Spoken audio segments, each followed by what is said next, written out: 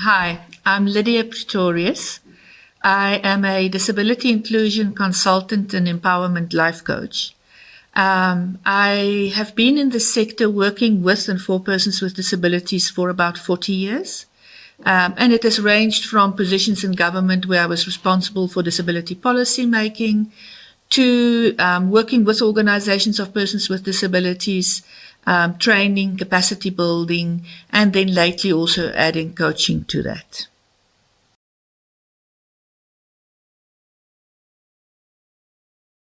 In these 40 years, I've worked across South Africa in all the rural areas predominantly. I was responsible for rural mobilization and service provision links.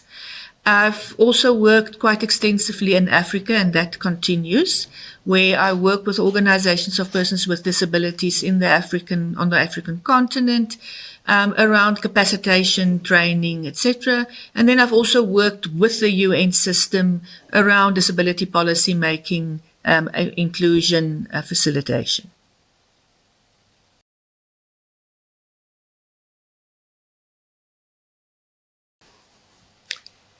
I think what stays the same and what crosses geographical boundaries, cultural boundaries, educational boundaries, has been the fact that people see the disability first. And immediately they see what cannot be done. You know, the person cannot see, the person cannot walk, the person cannot hear. And then they assume incompetence. So any expectation they've had is diminished to fit the inability part of that human being. And I think that's what's really stayed constant. And we see it with invisible disabilities increasingly. They assume everything and the best because they can't see the disability.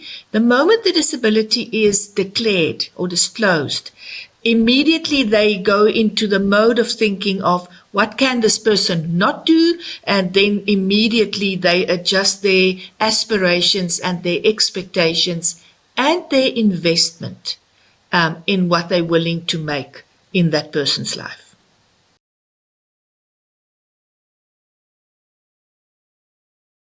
I believe that disability or impairment is just on a spectrum. So if we look at something like seeing, we all know what is 20/20 vision, in other words, perfect vision. When you are totally blind, you have zero vision. But between the 0 and the 100, the 20/20, there's a range of different types of vision, and those types of vision is impacted by the environment, how light it is, how dark it is. So for me, I think if we start seeing disability as just an aspect of diversity, that some people run very fast and some people don't walk at all. Some people cannot hear at all and some people have perfect hearing. So that's the one aspect. I think if we can start looking at disability on the spectrum of just a range in diversity and a spectrum of ability. And then the second aspect linked to that is if we can start saying, what does that inability that the person has unlock in that person that is not unlocked in other people? So you would find that people with disabilities, by virtue of having a disability and living in a very disabling and in a non-accommodating world, have to find solutions all the time. They have to do lateral thinking all the time. They have to negotiate all the time. They learn to do what needs to get done, but in a different way. So it's problem solving. And I think if people start acknowledging that, yes, there is maybe an inability, but it at the same time unlocks other abilities that other people don't necessarily have. So for me, I think if we can succeed with that, we would make a huge difference. Linked to that then is, what are the barriers that prevent people with disabilities from unlocking, from participating, from contributing?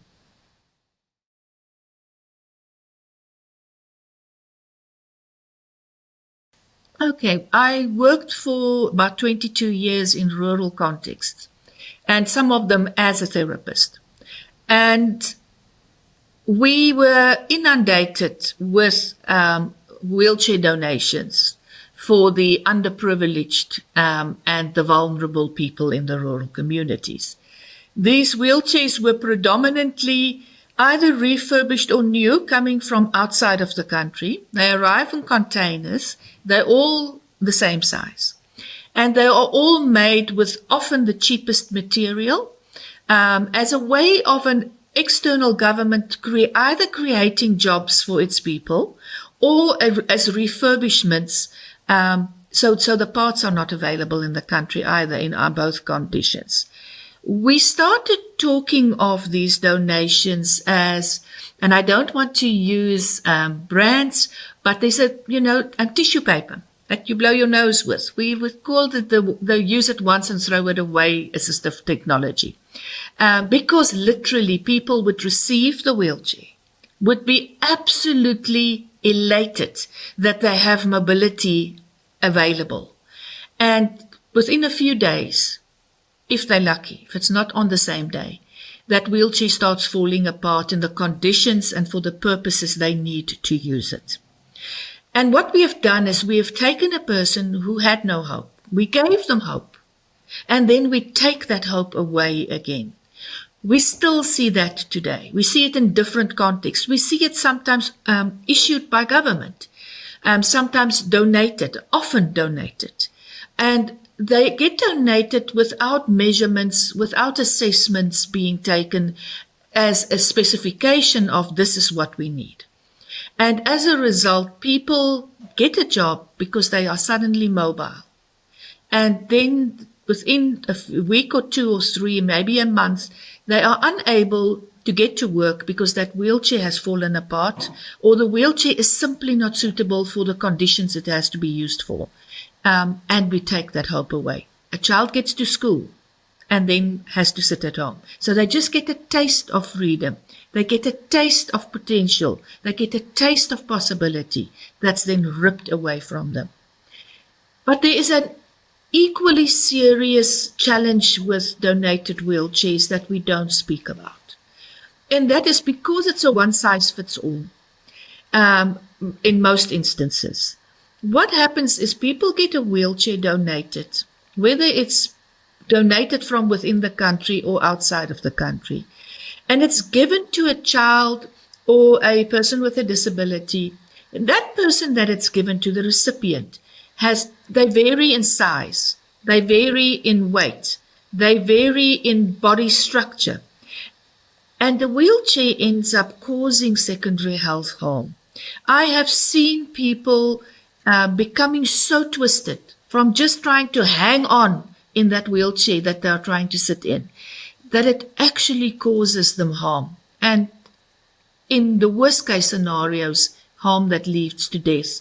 When it's caused septic pressure sores, when it has caused such deformities that they stop breathing as a result of the deformities. That's worst case scenario, but very often, and almost as a rule, donated wheelchairs, if it is not part of a delivery system where assessment is built in, where specifications are built in, and that we fit the wheelchair to the person and not the person to the wheelchair, cause tremendous harm.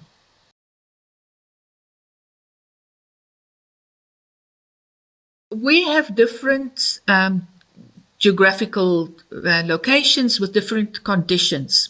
So you have roads that are deep, deep sand, loose sand. For example, in northern KwaZulu-Natal and Manguzi.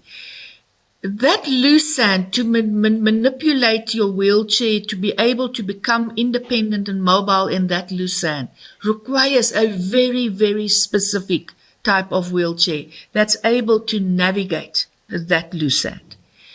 But we also have rocky mountains. We have communities where the roads are loose rocks, completely different specification for that wheelchair. We have urban areas that have pavements, and that used to be fairly easy to, assess what would be the kind of wheelchair and then just fit the size specifications. But nowadays with our potholes, and every time a pavement gets dug up, it doesn't get put back the way it was found. Increasingly, our urban areas require also wheelchairs that's for rugged terrain and for very rough terrain.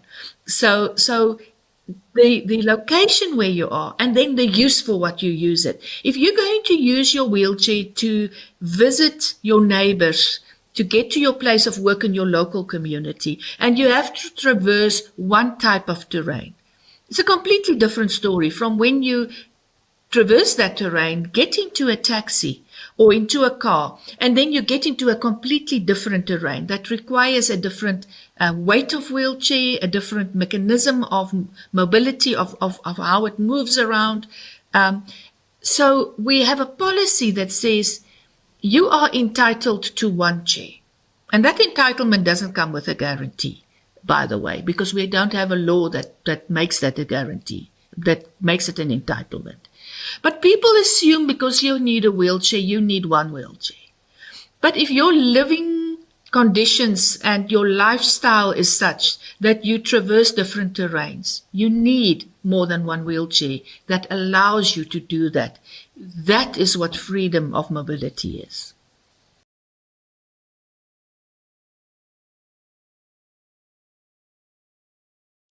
If the system says that having access to a wheelchair is a privilege, it's not a guarantee.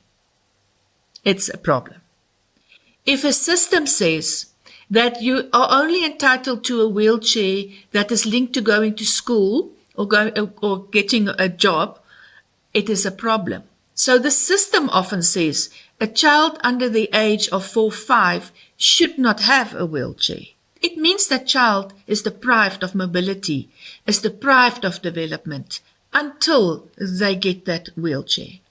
If the system says that you should not be entitled to a motorized wheelchair because your lesion is not high enough, in other words, your arms are not affected, you will end up with shoulder rotators that are finished by the age of 40 because you were forced to overexert your body to mobilize because the system says so.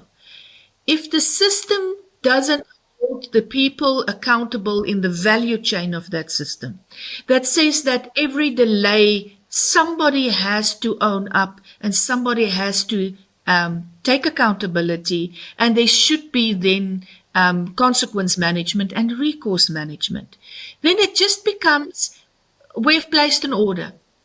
And 5 years later, the wheelchair for a child that is now doubled in size is finally arrived and put to a child. Those are systemic problems. What should it be? It should be available that a person who requires a wheelchair gets assessed very quickly after they require the wheelchair. They get issued with the right wheelchair almost immediately. And there's a maintenance system in place and a replacement system in place that ensures that they are mobile all the time and not as and when the system allows for windows and for budgets that allow that. That would be a responsive system that values dignity, that values functionality, that values opportunity, that values possibility, that values self-fulfillment. That would be the system. And it requires more flexibility than the current system allows for.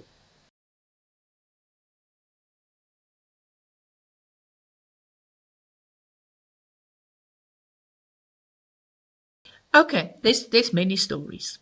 The two stories come to mind, and they just the dipstick of the many stories. And the one is of a mother of a severely disabled child in a rural community, in a village. And she was issued with a wheelchair based on you live in a rural community. So it was a very heavy wheelchair, heavy duty wheelchair. The wheelchair was also not the right size. She could not get fitted into a taxi.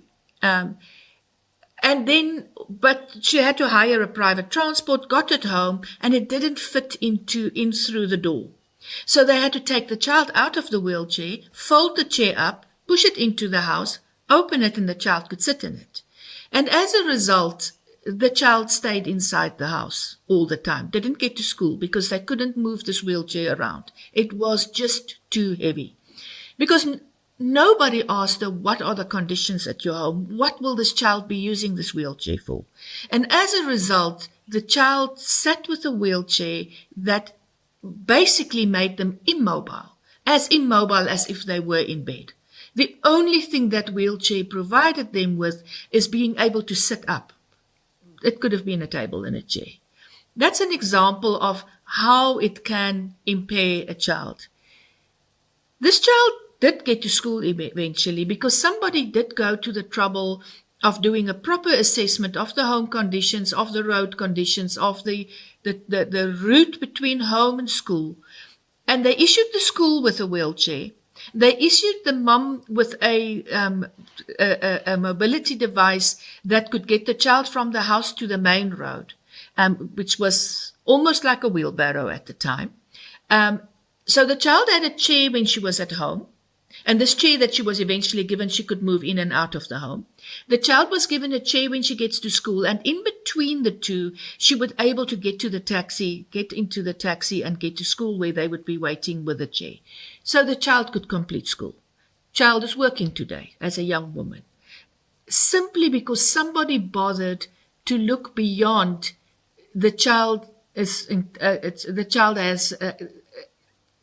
a right to something, when that right did not lead to independence. That right was not given in dignity.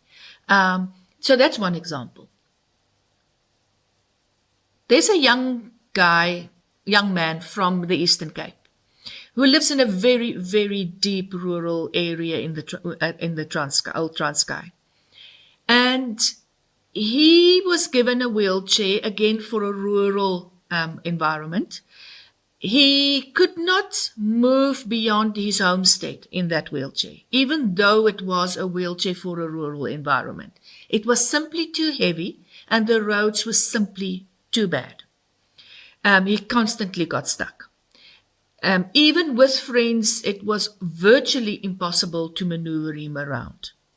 So the environment was blamed. He then gets to East London. He goes to a TVET college. And the TVET college decides that they're going to give him a motorized wheelchair. And everybody says he doesn't need one because he can push himself around. He's now in an urban area. But the TVET college, in their ignorance, insists. So they get a therapist that does the assessment, and he gets issued with a motorized wheelchair. And suddenly, he has freedom in an urban area. Suddenly, he can go to the taxi rank to navigate and negotiate his trip back home. He never used to go home until then because his wheelchair was not foldable. It couldn't fit into a taxi. When he sends friends, they come back, they say no taxi is willing to take you. So he dreaded this trip back home so much, and then being at home, being stuck in the homestead, that he simply didn't go home. Gets a motorized wheelchair, which is even more difficult to transport, but he can go to the taxi rank and negotiate an arrangement in which his wheelchair can go with him. And suddenly he goes home every holiday. And he discovers that in the village, where the manual chair was unable to move, he can move around in his motorized wheelchair on the same roads. So suddenly, going home is not being stuck in the homestead. Suddenly, he can go out. He can find girlfriends. He can, without his mother's permission, without his mother or his sister having to push him where he has to go, he can go out and socialize with friends and do what he wants to do without a family member hanging over him to maneuver him around and get him back home safely. And suddenly, he was young. He was a young guy that was able to romance, that was able to socialize freely in his village, even though that chair was given to him for an urban situation, against everybody's advices. That's a story of how a wheelchair can liberate. Just because somebody decided they think he deserves it. They wanted to invest in him. And they said they have seen people, how free they are when they have a motorized wheelchair.